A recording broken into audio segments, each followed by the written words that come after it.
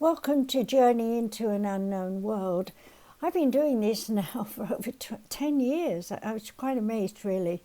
Journey into an Unknown World began because I was talking about the first book I ever wrote, where Spirit was working with me in terms of creating something that would stimulate people to realize that when we think about the oneness, when we think about spiritual ascension, when we think about our psychic ability, when we think about our everyday self, we're actually looking at the journey that we make through life.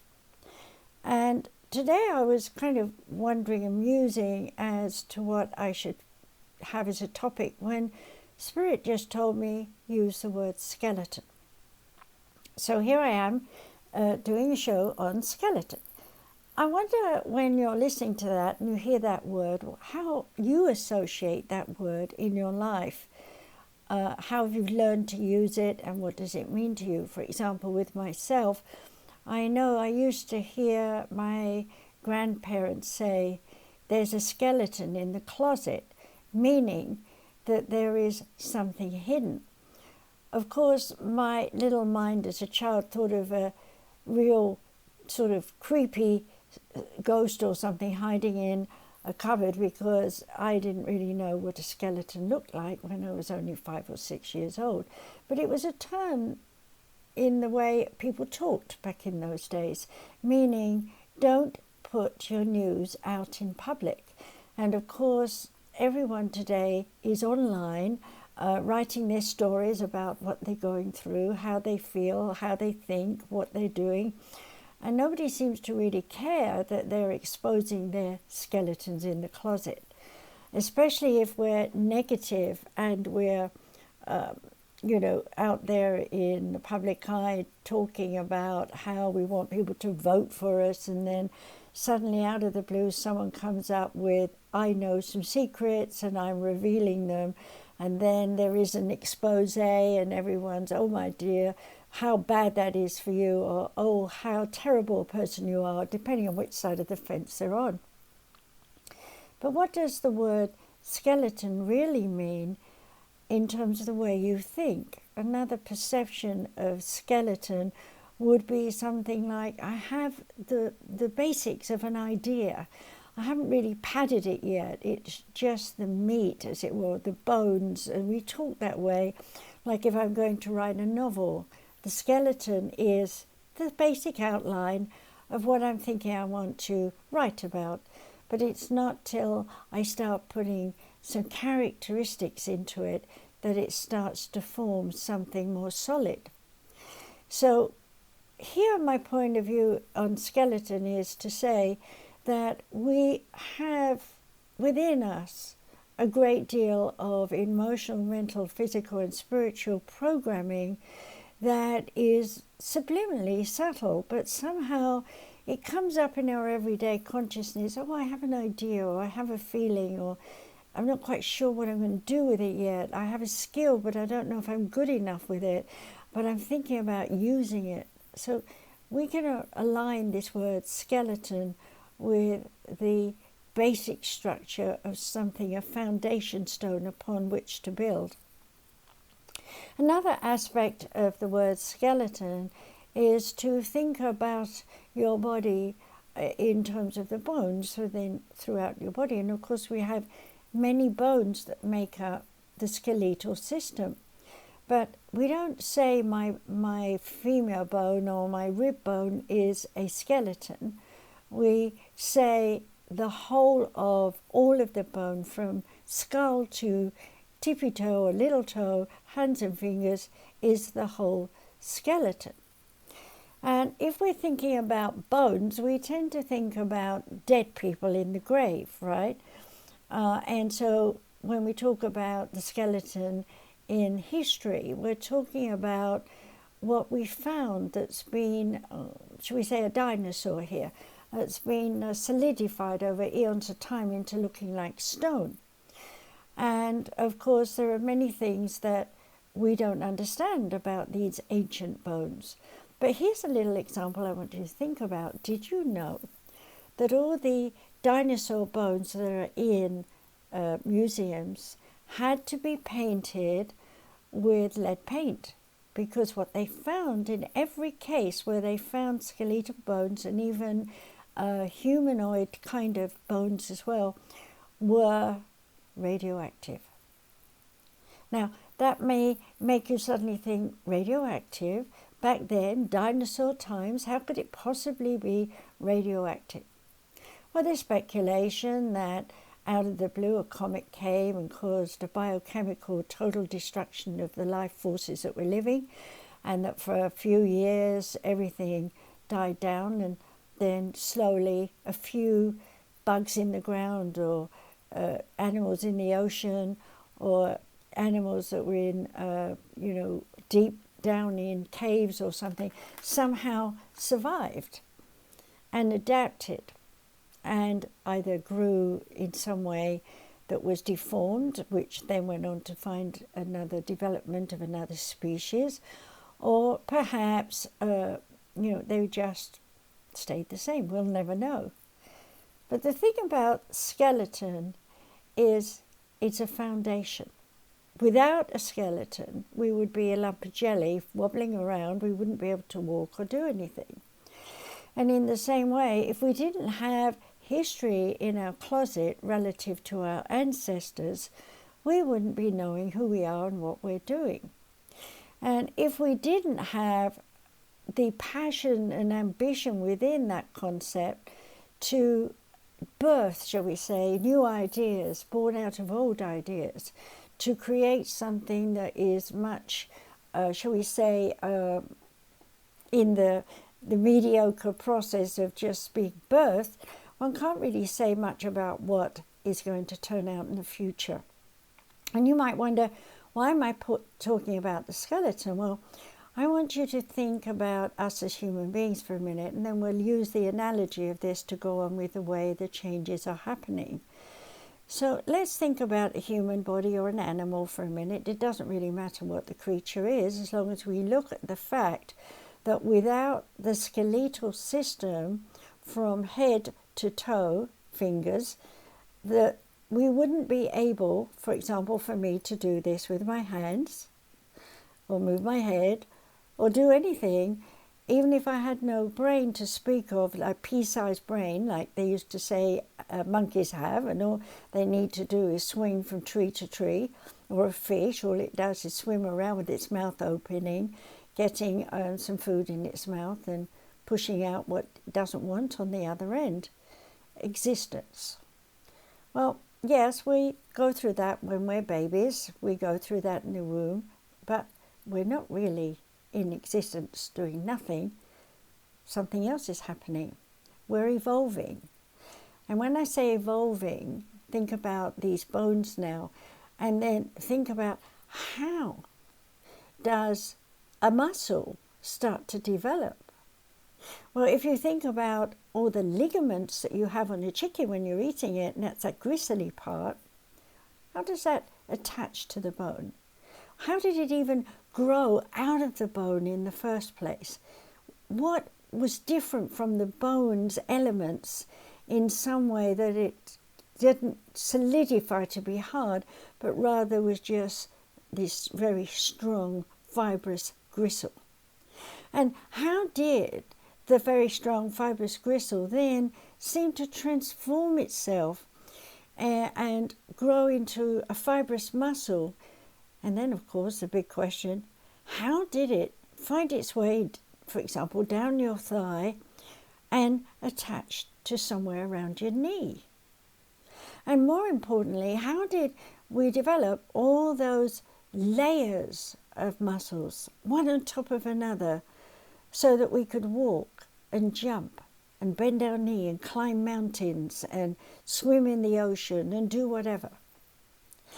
When you think about that, how many creatures are there on this planet? From tiny little ants that have these tiny little muscles so that they can, in some way, attach them to their skeletal system, however frail it is, but relative to their size, to enable them to crawl, hop, skip, For example, if I'm looking at a chameleon, how did it develop all those little muscles in there to swing that tongue right out so far, collect another insect and gobble it up as fast as it could? When you stop and think how important the form of the skeletal system is to any living being, it is absolutely amazing.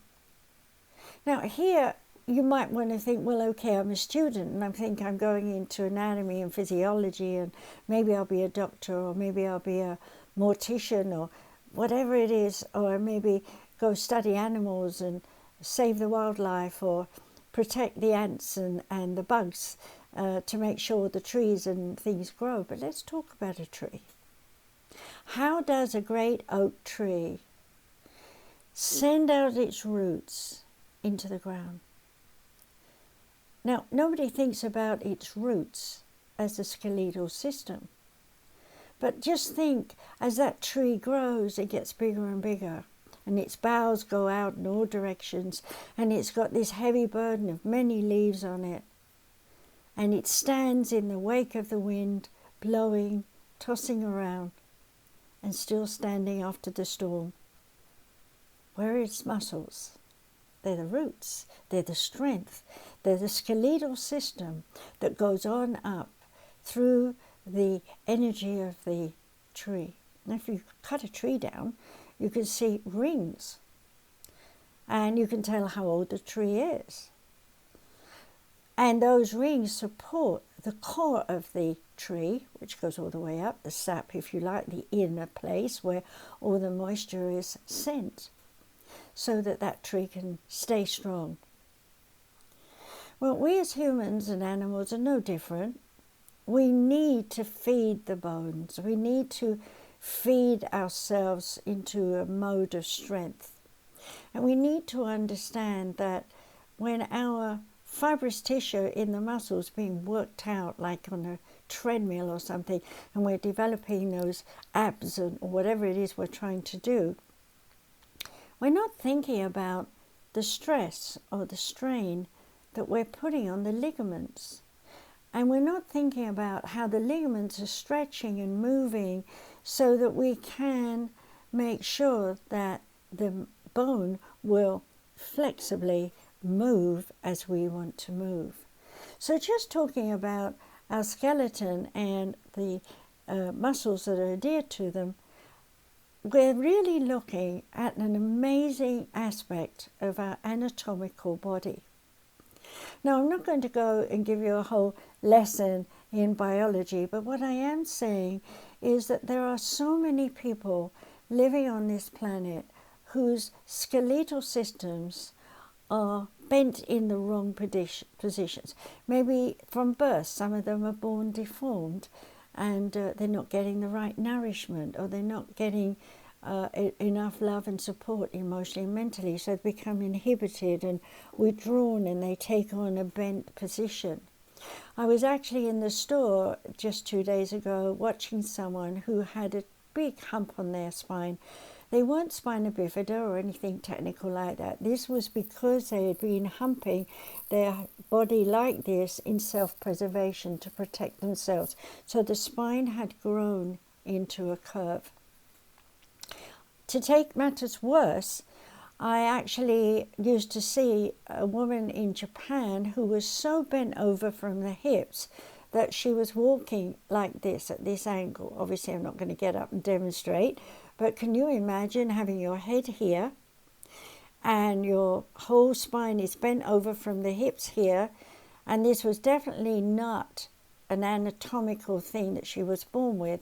This was a result of an accident. And she was old, so she probably, and we'll never know how it happened, but she probably was once born like this, and through whatever happened with the accident and the state of mind and emotions allowed those ligaments and the muscle bones to get bent.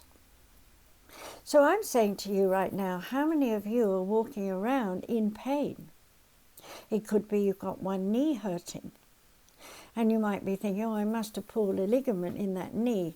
But more than likely what's happened is that you're actually walking around with a misalignment of your skeletal system. If your skeleton bones in your spine are nicely placed, one on top of one another, then you know you've got a straight spine. And if your spines are nice and straight, then your ligaments are attached in the right places and do the job the right way. But what if your bone's off? The ligament is off. And before you know where you are, that muscle is strained in a way that you don't expect it to behave. And within that muscle, lying close to it, is nerve endings. And so it's not long before from here, down the spine and through the nervous system, you're in pain down here. Now, you might think, oh, I have to go and have an x-ray and I need to have someone do some surgery and straighten my spine and do all these things. Well, yeah, that can be done, and it can be done late or early, depending on the doctor and the surgeon and all the specialities they have today. They can even put in new discs for you if those are worn down in your spine. They can, with plastic and all these things that they can make that are like bones, but they're not. And then they went one step further and started to learn how to make bone from other animals and how to put them into our bodies. So, hey, it's nice to be able to rush down to a surgeon and have our bodies realigned, but is that going to help? No, because given time, the memory of being bent out of position comes back. So even though you got this bone straight, your habit of the way you bend your muscles and move your body and walk and sit and express yourself is still there. And so when I was musing on what to do with this show, I was really coming back into my face. Now, I want you to all think about a skull. I'm sure you've all seen a skull in a movie somewhere. You've seen these big eye sockets, and you can see all these teeth around here and under here, and you can see these holes for the ears and so on. But do you really think about, gosh, that's what I would look like if I didn't have any flesh on my body, if I didn't have any part of me left, my head would look like this. Well, of course not. We don't want to be morbid.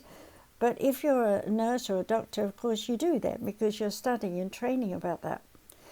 But what I'm pointing out here is that there are 101 definite big muscles here in your face that give you the expression.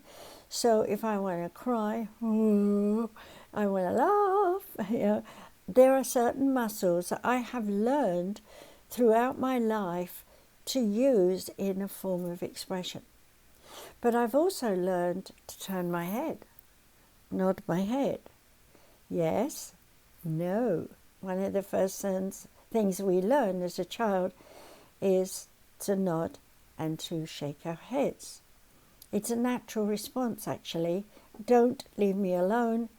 Oh, I want more. Yes, no, whatever it is all that simple when we're that young. We just like it or we don't like it.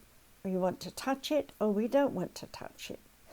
Those primary early years of learning to use our body by moving the ligaments that are attached to the muscles is all about kicking. And we see babies doing this and googling away and making fists and trying to touch things, but there's no real control over where we go and what we touch. So it's kind of a floppy movement. But by the time we're 6 months old, we've learned to sit up and hold our head up and smile and cry and basically know that we're sensory to our environment and the people who are helping us. But what is deep inside in those bones is DNA. And the DNA comes from your ancestors. So, for example, if you have back in your gene pool someone who was born with deformed bones, then you could skip a few generations and suddenly find that you've got a child being born who has some sort of bones in some way deformed. May not be exactly the same bone as the ancestor, but there is a correlation. And one would say, well, why would we have this repeat pattern? After all, scientists have been studying the chromosomes, the telomeres, and the rearrangement of how all these cells come together and grow as a result of this basic DNA strand. And we've come a long way, I can tell you that, since I was nursing so many years ago. We didn't know anything about DNA. We called it inheritance. I have inherited from my grandma Parkinson's disease. Well, I saw that when it started, and I was shaking and rolling pill syndrome and all the rest of it by the time I was 35. And as I found that I had it, I started to also find out that my father was starting it around the same time. And so as I learned to fix me, I taught my dad how to fix him. So by the time he was really old, and he lived to be 100, his trembles were really under control, whereas mine had gone. So what did I do? I reprogrammed myself to debunk, in a way, consciously, any belief systems that my grandma and various other relatives of that generation had told me. I decided that I wasn't going to be like them. Well, consciously, that was a good thing to do, but hey, I was still hobbling around with muscles and bones in pain. So I had to move over onto my mother's side to see what was going on with her, because we knew she had osteoporosis at a very young age and deformed feet. So here was I, a teenager, having done ballet dancing just like my mother, and finally quit. And on the way to school every morning, I had to bandage my ankles up because they were swollen out like this. I'm not exaggerating.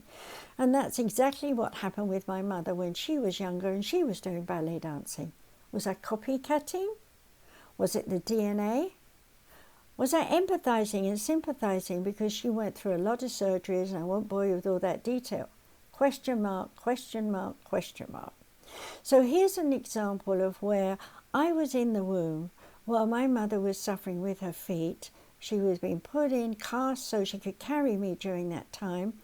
And so, of course, when I went through my quitting ballet, as my mother had to do because she couldn't dance anymore because her feet were all bad, so I manifested what I'd picked up in her life in the womb. Huh? Sound crazy? I didn't know that then. It was years later when I was working on deprogramming my grandma and my Parkinson's disease that I realized I had my mum's feet. I had my mum's anger. So I began to look at fear, pain, anger, and guilt. I was only a teenager, but there was plenty of that going on around me, and I had plenty of that in me. So what was the skeleton in the closet that made my mother so angry? Well, I'd ask her questions. What was it like when you were a child? Well, I went to the same school you went to. In those days, it was different. Her brother was younger than her, so she had to be a bit responsible for him, but nothing major. But when I started to look at my grandmother, her mother, who never had anything wrong with muscles or anything like that, but who was ill all the time, she had kidney issues, she had lung issues, she had heart issues, the list went on, and she actually passed when she was 62. And I looked at that and I thought, my mum doesn't have a bad heart, she didn't get that. My mum doesn't have kidney issues. But you know what? My sister was born with a defunct kidney. We didn't know till one day it started to work, and then she had a urine infection, and then we found out, oh, better it doesn't work because she can live off one kidney and no problem. But hey, that made me rush to see if I had a compatible kidney just in case. And it turned out I did, but it also turned out that mine were perfect, and it also turned out that she didn't need it. That was good. So here I was in these early years looking at my anatomy, my physiology.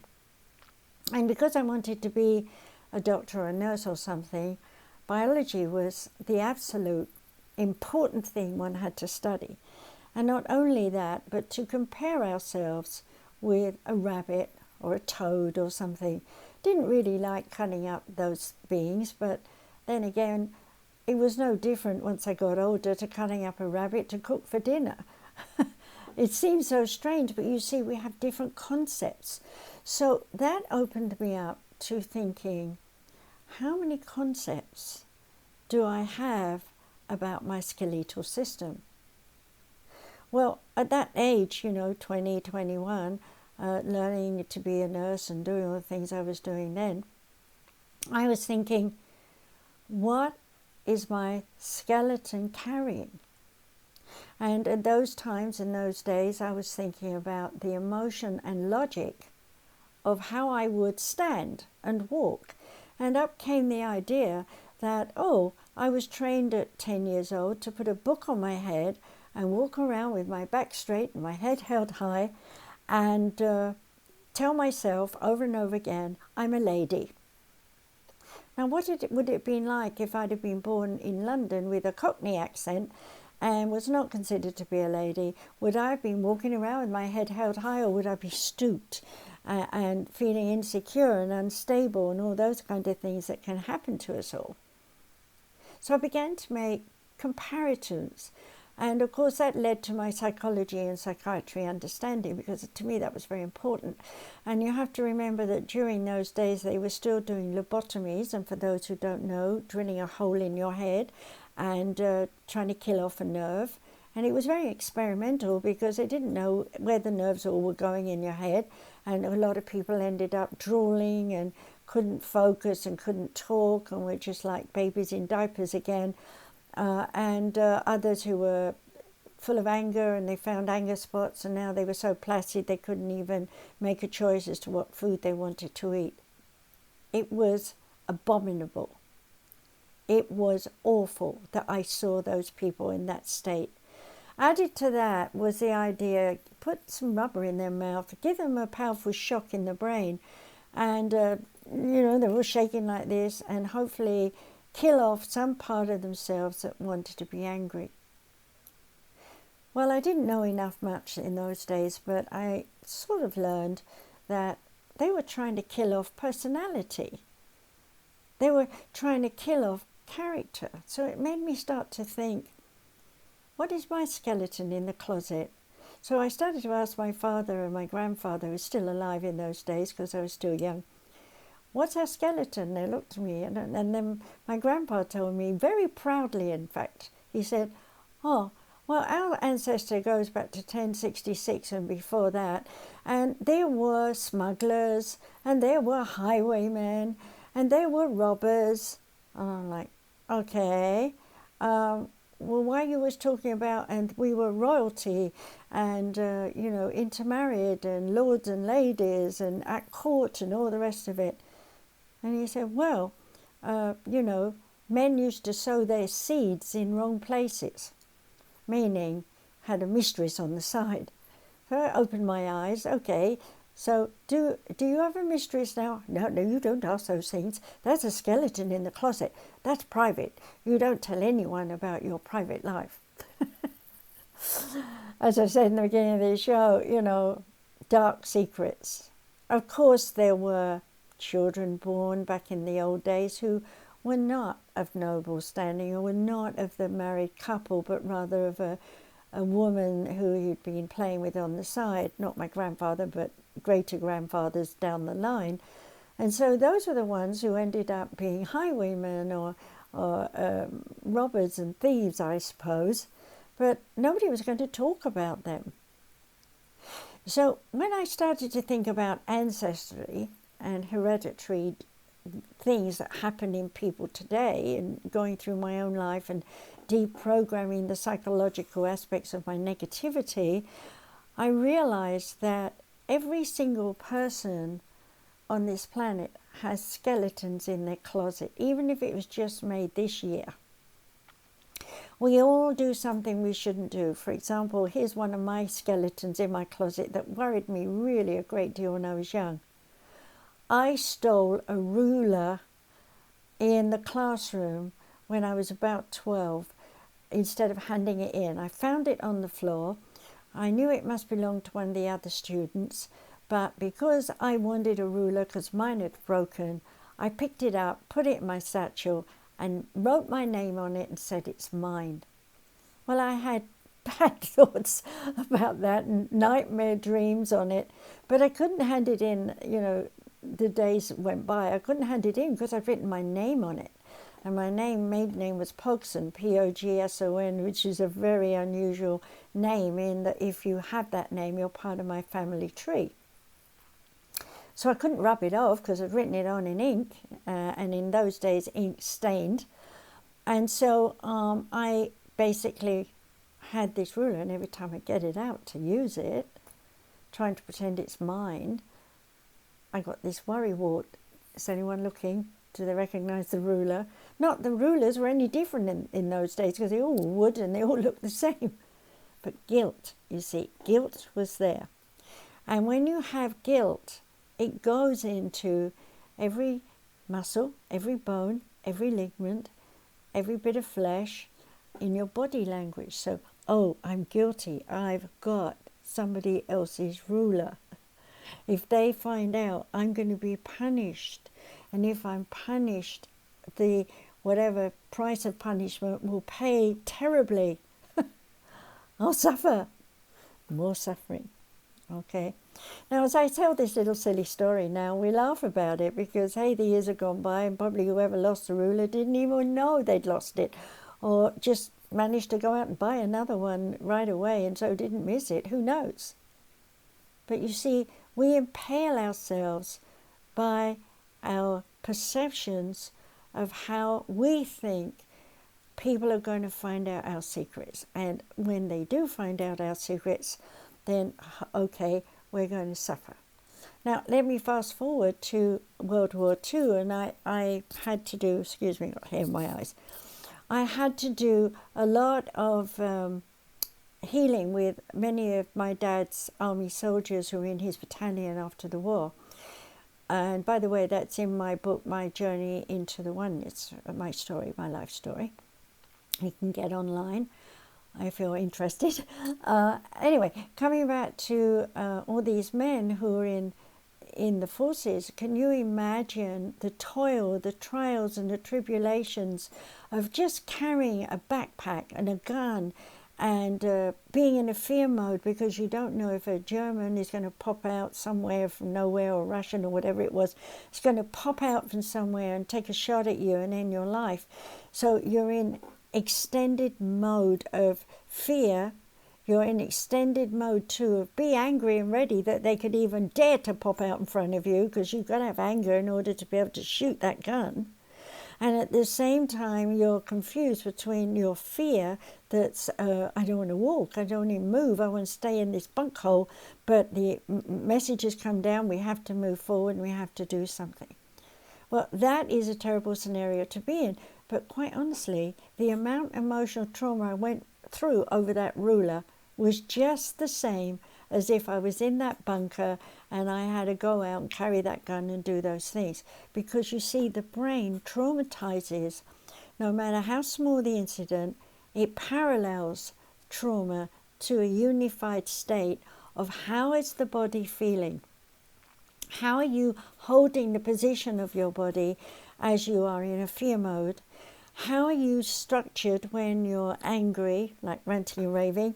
Or how are you positioned when you're in a fear mode and maybe you want to go pee or potty at the same time? And imagine you're on the road and you can't stop the car and you can't find anything and you're desperate. No different from carrying that gun and you've got to find a hole somewhere nearby and do it. Okay? I had a look at all the different scenarios that were going down through people's minds while I was studying psychology and psychiatry over the years and working on myself. And I began to realize that no matter how terrible the experience is, for example, if someone's beating you up and threatening your life, to someone just standing there screaming in your face with their eyes popping out of their head but never touching you.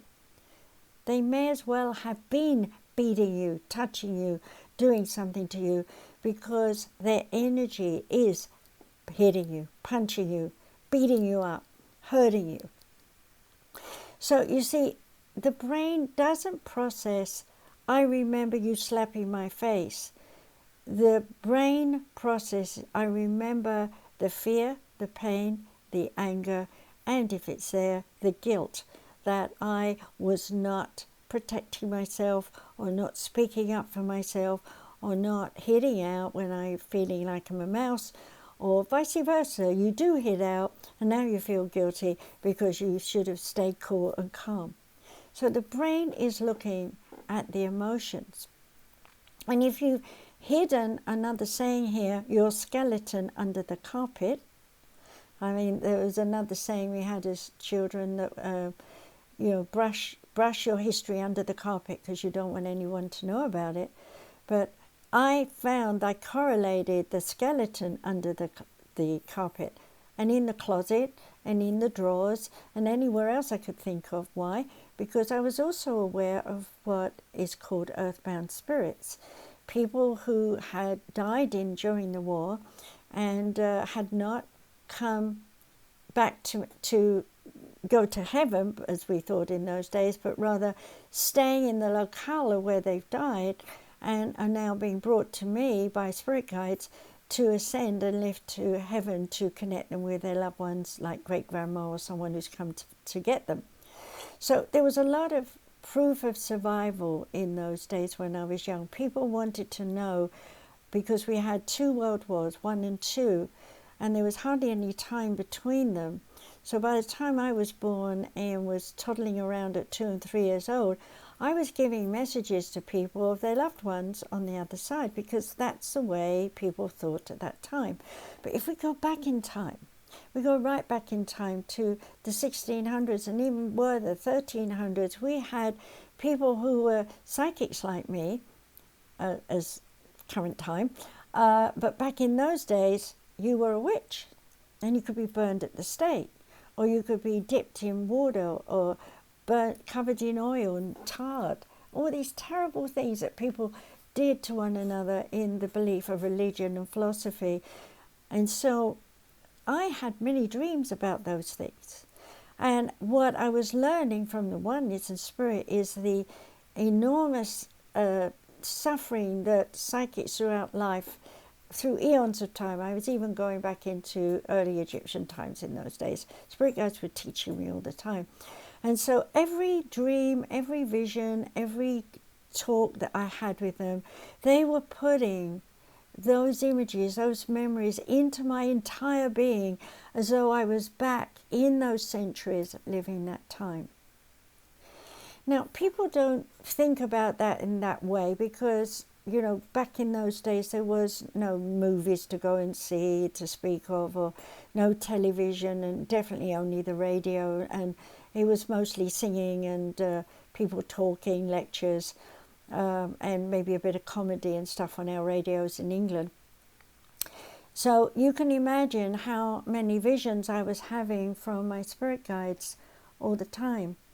And when I basically got to actually see movies and identified with them, I was also loading my body with, I relate to that emotion. So if I take the biggie one that really shocked me, Jaws, because I'd had some times where I had gone to what seemed to be my past life, where I was a male and I was hauled under the ship and pulled up the other side if I made it. Well, I didn't make it because I became the food for sharks, because it was shark water. Well, okay, I'll go and see shark movie Jaws. I jumped out of my seat onto my friend's lap, and she said I scared her more than the movie. That's how emotionally embedded we are with the things that we see and the way that we relate to how we feel. And if we've got ancestors who've been traumatized, like prisoners of war, we go back even further with deeper generations where they've been tortured or been at war, fighting with swords and things, and and one-on-one battles and things, and you've got that in your DNA. And if you're dreaming, you could be bringing up those memories into your dreams for a reason, for a purpose, to remind you that you're following a stream of ancestors who are all in some way trying to support you here in this life to become stronger as a result of their lives and the things that they've learned in preparation for you to arrive as you are in this world now. So even if you don't know your ancestors, even if you're adopted, it doesn't matter, because from the oneness point of view, it's encoded into your DNA. And that DNA is stimulated by your spirit soul coding, which I've written a book, several books actually, but the book you might want to get and read is The Rejection Syndrome. And it's really shown in there how we are all programmed to reject the past, reject now, and evolve beyond now and all that stuff into the future.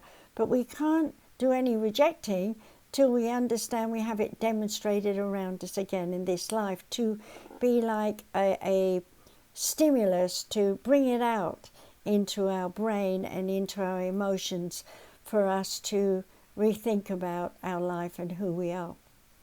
Some of us who are very old souls will come into embodiment with a knowing, and which is the way I came in, and evolve through the many years of adolescence into adulthood.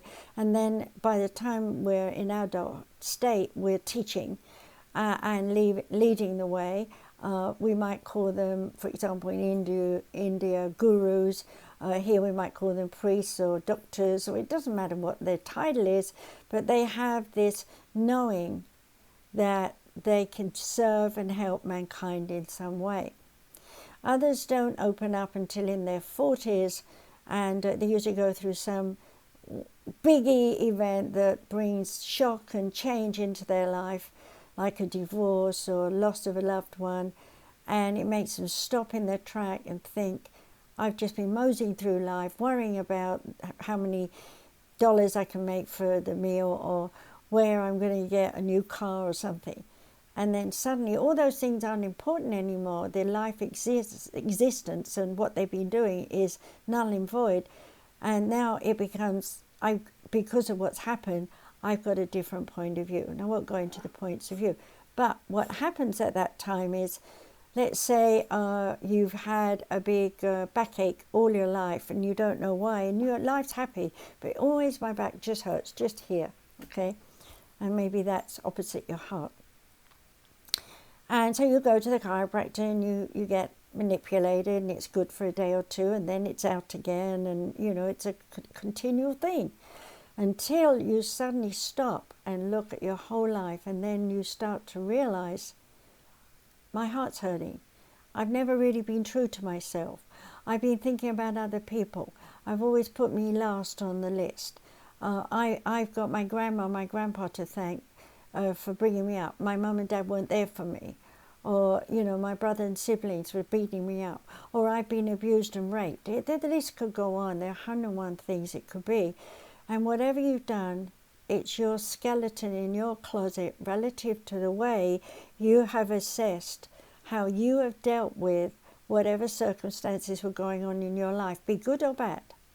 But underneath that is the button pusher that says, learn your lesson, and remember that whatever is going on within you is something that now needs to be birthed outward, to be demonstrated. So whether you go to a science and mind school and you're brought up with think about everything before you even try anything, and have caution left, right and center to everybody is equal, and you go out and try and be equal with everybody, and no, it isn't, because other people are judging you, or you don't fit in with them or something. There's always controversy, and whatever that is doing to your mind, your emotions, is going to affect the stance in the way that you stand. Now I'm going to add to that the 5 senses. When you look, there are people who drop their head like Princess Diane, and you talk to her and she looks up like that and drops her head and looks up like that, right?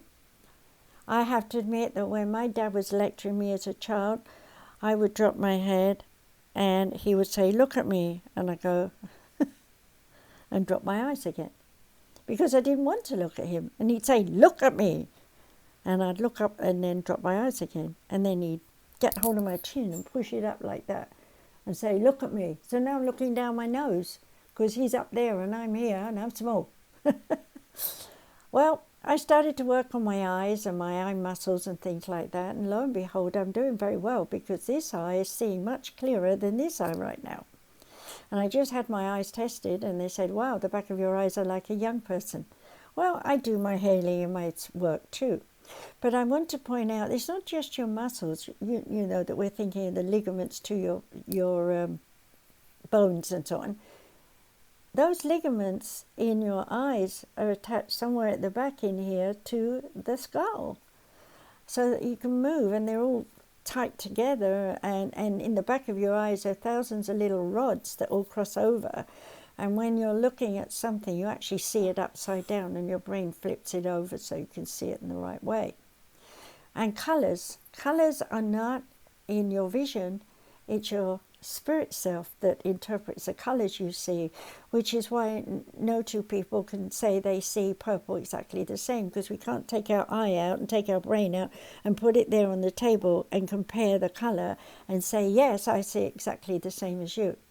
So we'll never know what colours we see. So I could say this is a bluey green, and another person would say it's a greeny blue. I could say it was a pinky purple, and another person might say it's a purpley blue. So, you know, we can't really be exact, but we do know what we like when it comes to colour. Why? Because colours are vibrations. So when we look in the mirror, and as women we make up our face, you know, we could have all sorts of eyeshadows, and some people have outrageous sparkles and all sorts of things on their eyes, and that looks good for them because that's how we accept them, because that's how we see them. But if I then said to myself, okay, I'm going to put loads of sparkles and things all over my face, it might be a fun thing to do for one day for a party or something, but I certainly wouldn't want to go shopping with my eyes made up like that. And yet the young girls today will do it every day. They can't be seen without all this on their face. Now, if I go back 100 years, women didn't wear makeup, because if you wore makeup, you were a prostitute. So women of stance, whether you're working in a factory or anywhere, would not wear makeup. You see, status, point of view and things. So, hey, if you're insecure about your feminine or masculine self, you drop your head, right? Today, if you're insecure about yourself in some way, gay, straight, or whatever it is, you're bold, you're upright, look at me, and if anyone questions you, I'm in your face. I'm going to tell you, don't you dare question me and what I think. We've come a long way between timidity and strength and power. But are we really in strength and power? Are we really just using that dominance to hide our timidity? That's feeling inside that I don't feel strong enough, good enough, wise enough in some way, so I'll bulldoze my way through this, okay? Let's put it in a simple way. You decide you want a job. So you dress up and you put all the right things on and you go looking the part, and you've got your resume or CV, whatever you call it, whichever country you're in, and you go in there and you think, I'm well studied for it, and you sit down and the woman asks you or the man asks you this and this and that, and you answer it all very wisely, and you come away and you think, I think I got that job. And within a day you get a letter in the mail, sorry, we've hired someone else. And when you find out that someone else is way less educated than you feel abandoned, abused, forgotten, not judged, or really judged or something. But what you have not seen is your body language, the way your eyes are showing up, the way the person is talking with you, what they're getting out of you as you share. And probably because you're nervous and you're unsure and so on and so forth, they felt that and they thought, well, this person's nervous with me and this job requires more people in the workforce. I don't feel they can handle the pressure, so no, I'm not going to employ them. Whereas the other person who's less qualified is forward, dynamic, and sharing and emotionally sort of almost bonding with that person. They feel, oh, if they can handle me, they can handle more. So it's not about how brainy you are, or how brilliant, in other words, or what an inventor you are, or whatever. You can be a professor and ahead of your time, and believe you me, I know some of that. And still people would just see you as the common or garden thing. So even today, and I have a very long body of work behind me, people still say, oh, you're a psychic. I am not a psychic. A psychic is a skill of many that I have. It's like saying you've gone to school and you've studied geography, history, English literature, science, it goes on, and you come out with a diploma from school saying you've graduated. All that matters to you is you've graduated and you've got that certificate, right?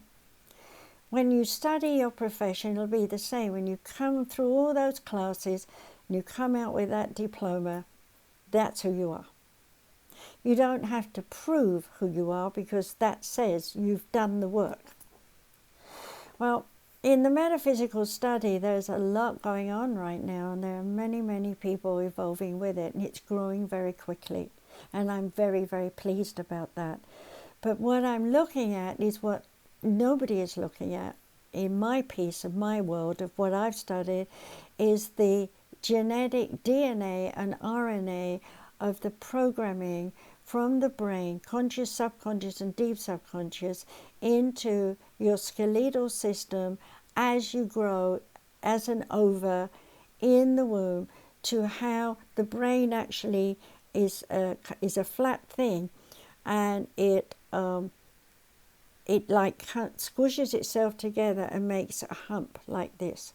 That's the first formation of your brain. Okay, I didn't discover this. Science discovered this. People who are brilliant discovered this. But my spirit guides back when I was 15 kept showing me this tunnel when I was talking about how do I think and how do I memorize and what do I do and so on. They kept showing me this bridge as I saw it. And so years later, when I saw what scientists were doing, it's like, wow. So my spirit guides were trying to tell me, but there wasn't the words for it because nobody had done research in my environment. So I didn't know it. But correlated with that, they started showing me like little bubbles growing on my bridge. And I didn't know what those bubbles were, but they'd say it's a thought. Well, now I know that amalgamation of billions and trillions of thoughts formulates the nerve endings. I'm not being technical for you because I know you're listening, you might not be.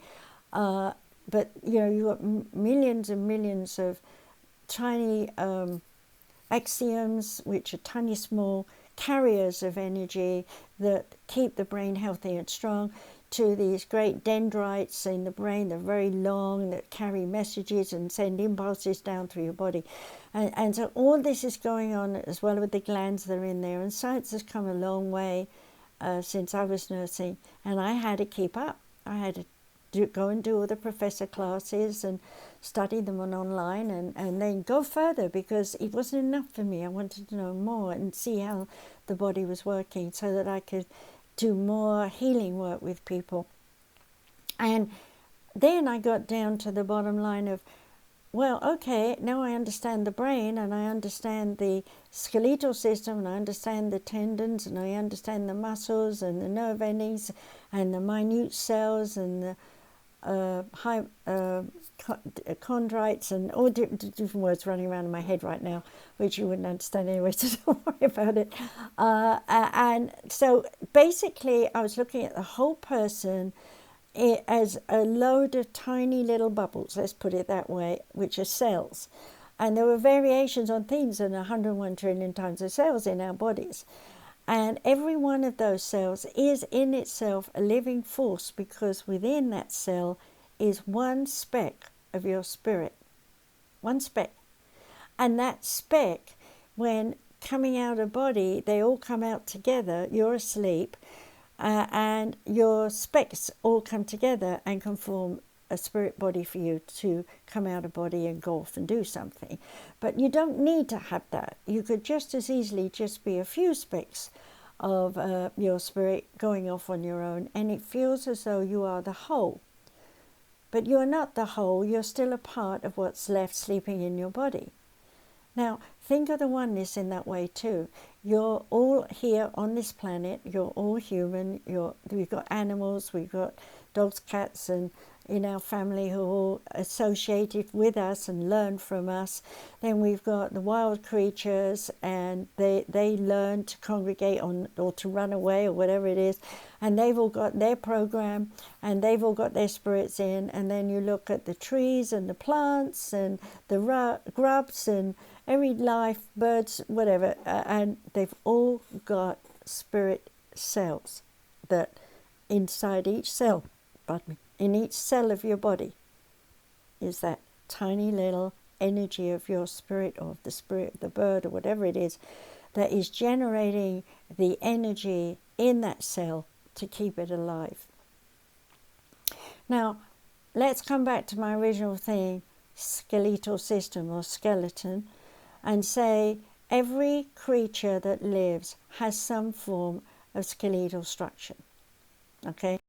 And whatever its vibration is, it has memory, cellular memory, coming from the spirit consciousness. Now, if you think of a shoal of fish and how they all swim together to avoid, being eaten as much as they can to protect the shoal from the more larger preying fish that are going to gobble them up. Then you think of the birds who fly in formation in the sky to know to go south, and how they know how to change, and the leader will drop back and follow, and each takes it in turn, so that they're cutting the pathway, and the formation is such that they're flying on the drift of the first one, like a car traveling behind a truck to make it easier to drive along in the wake of a bad wind. So we all know our place in the formation of life, and we know that because it comes from the spiritual energy of the oneness. So what is the oneness? The oneness is an ebbing, flowing energy. It's constantly doing this. It's never still. And that is the same in your body. Your energy is never still. But if you have stuck ideas up here and body positions like this that you've learned as a result of emotional imbalance, of negativity rather than, you could have joy, but then people who've had nothing but joy all their time, they usually get precocious and like goody two-shoes, and nobody likes them, so they usually get pulled off the pillar, as it were, and fall down and have to experience some misery. And so everything is a tug of war, a push and pull, and it comes back time and time again to how do you stand, how do you sit, how do you walk, how do you express yourself. You can see me, I use my hands all the time. It's high physical. And the reason I'm a high physical, because I had two physical parents. My mum, that before she became a cripple, was expressive. She danced, she sang, she played the piano. My father, he was a demonstrator with his father, dowsing and healing and talking, a public figure in his own way for what he was doing, and so on, back through my generations. So very physical. And that came out in my DNA, and my sister too, she's very physical. But we also have some people who are born to intellectuals, and intellectuals will discuss for hours what they think things are, but never use their emotion with it. They have a sort of pan face, it's like, okay, I know about this, and this is this, and that's that, and we will do this, and we will do that. Open your books at page 3. Joe, I want you to read now. Peter, I want you to follow on after that. Now, hands up. Who knows the answer what you just read? And there's not one smile on their face. And you wonder why the kids don't pay attention. because they're missing that emotional contact. Why? Because the intellectual tends to draw in their aura, so they end up introverted in terms of personality. Character might be strong because they've learned to point to the board, tell everyone this and this and that, so they look normal, but the emotions are locked up. On the other side, physicals are very emotional, and sometimes they're running off at the mouth and it's all rubbish and you don't know what they're talking about because you're lost, because they go from this problem to that problem and up here and down here and roundabout, and you think, God, they're not grounded, they're not balanced. So what do we see? We need a balance between where we're logical and where we're physical, and let the emotions harmonize those two. And so if we are in balance with those two, then everything in the body comes into balance. So we are able to say, I know what I'm thinking and I know what I'm feeling. I can process the two together and come to an emotional conclusion that I can do this, or wait till I can do it later, or not do it at all, without stress, without worries. Now, not many of us come to that understanding until we've gone through trials and efforts of negative, trying to bang our heads against brick walls. And unfortunately, by the time we've gone through all of that, our body has had its toll. And we find ourselves really, off the wall, as it were, and even having a breakdown, being put on pills, and whatever. And the more we are, and the poor me is going like this, and bending over in sorrow and misery, the more the program of the mind and emotions into those muscles is deformity. Someone asked me recently, they had a baby that was born deformed, and asked, was that an inherited suffering scenario? Meaning, are they in the devil's pocket or something to do with religion? And I had to absolutely say, no, not at all. This was all to do with the biogenetics of the conception and the way of the mother carrying the child, and the way of the child's spirit coming into the body, wanting to come into a deformed body for their personal experience and for the teaching lesson of the mother and father and anyone else who comes into the picture. So no life is a waste of life. Even a baby that's sort of never grows and just lies in a crib until it passes is not a wasted life. The spirit is there for a purpose. Now, we won't go into all that now, but I hope that you will stop in the future and think about not just the skeleton in the closet, which I started with today, but all the different sayings that we take on from family, friends, and associates. Because whatever your emotional response to those sayings are, you have encoded within you an emotional, mental, physical, and spiritual lesson. And it's up to you to do your own psychological research and your own emotional introvertedness, to meditate and question self, write things in books about how you feel today, date it, go back and read it 3 months later and see how important that was then and isn't now. And then do a bit of counseling on yourself and tell yourself, I see I've grown from that time and I don't see that as important anymore. So what did I learn? And write a new page and date it. I learned from that date, write what it was, and now I understand, blah, blah, blah, blah. And I am much improved. I'm happy. I give myself an 8 or something and sign it. Why do I say sign it? Because you're giving yourself a sense of value to that comment. I used to do this for years, and whenever I did it, I would always make a comment on the rehash of it where I'd improved, something underneath what I still needed to improve on, and often I would channel write as well. So I go back even now and read some of the things I've written as far back as 1970s. And some of that stuff I'm still working on today. There's just been layers. So the last thing I want to say here about the skeleton in the closet is your skeleton has layers and layers and layers and layers and layers, like going into the deep ocean. The deeper you go, the more into your psyche, the more into your spirituality, the more into your soul coding you can go, the more you find out about your emotional, mental, physical, and spiritual awareness and why you're here in this world. Last thing but not least is to mention Donald Trump, The Enigma of Society, my book that was published while he was still in presidency. Please do read a copy of that, get an ebook copy if you want, and see how his soul coding prepped him by his ancestors to be exactly what he was for us as president, not to save us, but to teach us. Excuse me. I'm dumping because... Sorry. I'm dumping because I've been working on my face, and I've only mentioned the eyes today, but I will, just as this has happened, sneeze. When we have an association with something we've done, you could sneeze, because that is pushing away some energy from your face, say in your sinuses, where you've held on to crying.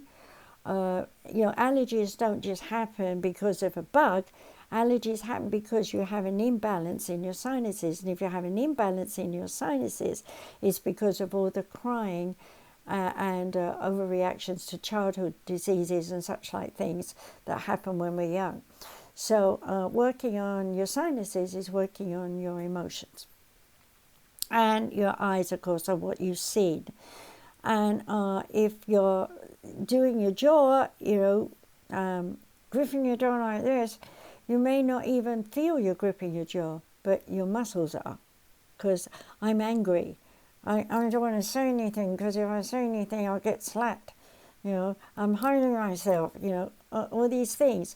So many people say they go to bed at night and they wake up in the morning with jaw ache. It's because you've been working on yourself through the night, mostly with the conscious thoughts, and it's been building up in you. And I've been working on all of this. And more importantly, I've not been working on my own, but on my mother's while I was in the womb. And you can imagine how she must have felt, being bombed every night, husband at war, and never knowing we're going to make it through to the next day. So, yeah, we have a lot of ancestry in us, in our DNA, in our RNA, in our brain, in every nerve, every muscle, every sinew that you can think of throughout that part of the body, and into every major organ, nerve, lymphatic system, adrenal glands, regular glands, and so on. Too much to mention. You are a biogenetic engineered engine running along, doing your thing. But what you don't realize is you're encoding it day in, day out. So it's very important, if you want to dump your negativity and get healthy, that you apply this insight, this inspiration to the fact that you are your own boss, and you have put all this stuff in your body, so it's up to you to put it out. Hypnosis, meditations, I have some. If you want some and they're free, contact me at Professor Margaret RVC, that's ProfMargaret@gmail.com. Request a copy of something to help you with something, and I will make a choice and send you a hypnosis to help you. So on that note, I want to say thank you for listening to this show. And if you've liked this one, please go back into my early shows that I did way back in 2010 and give a listen to some of them, because you will see the topics according to the times of those days. And you may think, okay, 2010, I can hardly remember back then. But when you listen to those shows, as some people have been telling me, it reminded them and upwards comes stuff that they've been working on lately. So all the topics that I've done throughout the years have been implemented into my consciousness by spirit guides. So when I talk to you on this program, I'm actually talking to you. So on that note, I've used me a lot throughout this time, but yes, I've had spirit guides here working with me. And don't forget, this mouth is talking morning, noon, and night throughout your day. And when there's 365 days in the year, and how old you are, this has done a lot of work all the way down here, and your throat chakra must be probably very heavy. So do some work on your shoulders too. So until we meet again, please do share this show, and if you like any of the others, let me know. I'd love some feedback, testimonials. Videos are fine, 2-minute things, just telling me what you think about a show. You know, it inspires me, it helps me. If you give me feedback, then I know more about what you want. And if you would like to study with me, go to easypeasysolutions.org and sign up there and put what you're interested in.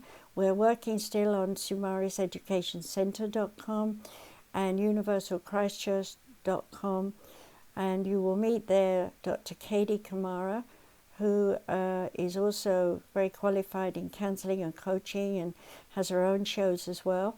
So we do shows together. Dr. Margaret and Dr. Katie speaks every Saturday live. So if you'd like to come and listen to us live and even message us while we're talking, or come on live and talk with us, you're invited. We usually talk for a good 2 hours there. And Katie has her own shows as well that you can find listed on these sites. Too many for me to mention, but I will say somafusionmedia.com is the key to go to. So until we meet again, take care and be happy, and do get rid of those skeletons in the closet. Okay? Bye-bye.